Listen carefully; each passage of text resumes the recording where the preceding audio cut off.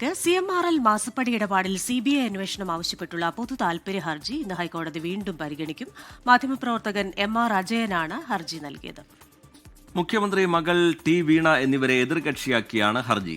Vipin C Vijayan വിവരങ്ങളുമായി കൊച്ചിയിൽ നിന്ന് ചേരുന്നുണ്ട്. വിപിൻ, ഈ കേസുമായി ബന്ധപ്പെട്ടുള്ള വിവിധ തലങ്ങൾ പരിശോധിച്ചുകൊണ്ട് വിവിധ കോടതികളിൽ നേരത്തെ ഈ കേസ് എത്തിയിട്ടുള്ളതാണ്.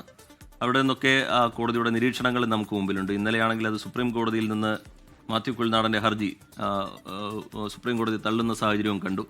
ഇന്ന് ഹൈക്കോടതിക്ക് മുമ്പിലേക്ക് വീണ്ടും ഹർജി എത്തുകയാണ്. വിവരങ്ങൾ എന്താണ് വിപിൻ സി വിജയൻ?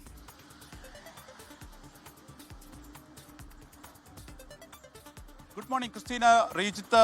ഈ ഒരു കേസ് ഇപ്പോൾ MR അജയനാണ് പൊതു താൽപര്യ ഹർജി നൽകിയിരിക്കുന്നത്. എക്സാലോജിക് CMRL ഇടപാടിൽ ഒരു CBI അന്വേഷണം വേണം എന്നുള്ളതായിരുന്നു ആവശ്യം. ഇത് മുൻപ് തന്നെ കോടതി പരിഗണിച്ചതും പിന്നീട് മാറ്റിവെക്കുകയും ചെയ്ത കേസാണ്. മുഖ്യമന്ത്രിയുടെ മകൾ ടി വീണ ഈ എക്സാലോജിക് എന്നുള്ള അവരുടെ ഉടമസ്ഥതയിലുള്ള കമ്പനി CMRന് ഇല്ലാത്ത സേവനത്തിന് 1,72,00,000 രൂപ കൈപ്പറ്റി ഇല്ലാത്ത സേവനത്തിന് അത് ഇൻകം ടാക്സിന്റെ ബോർഡ് കണ്ടെത്തിയതാണ്. അതുകൊണ്ട് തന്നെ ആ അന്വേഷണത്തിൽ CBI അന്വേഷണമാണ് ഇനി വേണ്ടത് എന്നുള്ളതാണ് ഈ പൊതു താൽപര്യ ഹർജിക്കുള്ള ഒരു ആധാരം.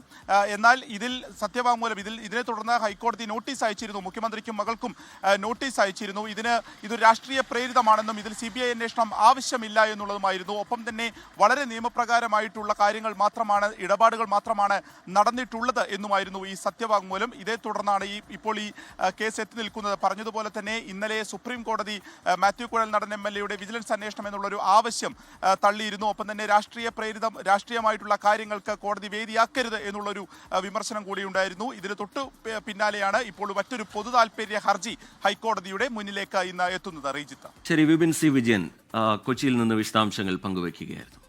CPIM നേതാവ് KJ ഷൈൻ നൽകിയ സൈബർ അധിക്ഷേപ പരാതിയിൽ CK ഗോപാലകൃഷ്ണൻ നൽകിയ മുൻകൂർ ജാമ്യാപേക്ഷ ഇന്ന് കോടതി പരിഗണിക്കും. എറണാകുളം സെഷൻസ് കോടതിയാണ് കേസ് പരിഗണിക്കുക. കഴിഞ്ഞ തവണ കോടതി ഹർജി പരിഗണിച്ചപ്പോൾ പോലീസിനോട് റിപ്പോർട്ട് ആവശ്യപ്പെട്ടിരുന്നു. ഇതിന്റെ അടിസ്ഥാനത്തിൽ കൂടിയാണ് ഹർജി പരിഗണിക്കുന്നത്. കോടതി വിധി അനുസരിച്ചായിരിക്കും ഒളിവിലായ CK ഗോപാലകൃഷ്ണനുമായി ബന്ധപ്പെട്ട മറ്റ് നടപടികളിലേക്ക് പോലീസ് കടക്കുക. നിലവിൽ കേസിൽ രണ്ടാം പ്രതിയായ KM ഷാജഹാൻ മാത്രമാണ് ചോദ്യം ചെയ്യലിന് ഹാജരായത്. ലോകത്തെവിടെയായാലും ഏത് സമയത്തും 24 വാർത്തകളും ഓഗ്മെന്റഡ് റിയാലിറ്റി പാക്കേജുകളും എക്സ്പ്ലെയിനറുകളും വിശദമായി കാണാൻ ഞങ്ങളുടെ YouTube ചാനൽ നിങ്ങൾക്ക് സബ്സ്ക്രൈബ് ചെയ്യാം.